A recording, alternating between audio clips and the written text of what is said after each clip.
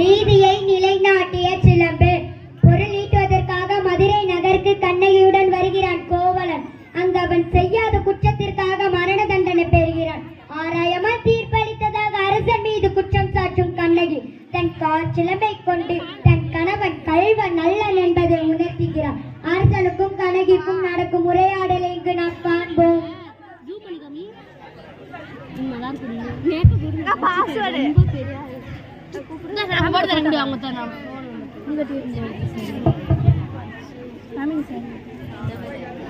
அரசே அரசே, வாயில் முன் அழுத கண்களோடும் தலைவிரி கோலத்துடனும் ஒரு பெண் வந்து நிற்கிறார்.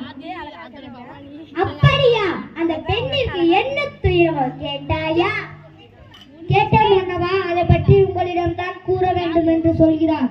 அவள் உங்களிடம் நீதி கேட்டு வந்திருப்பதாக கூறுகிறார்.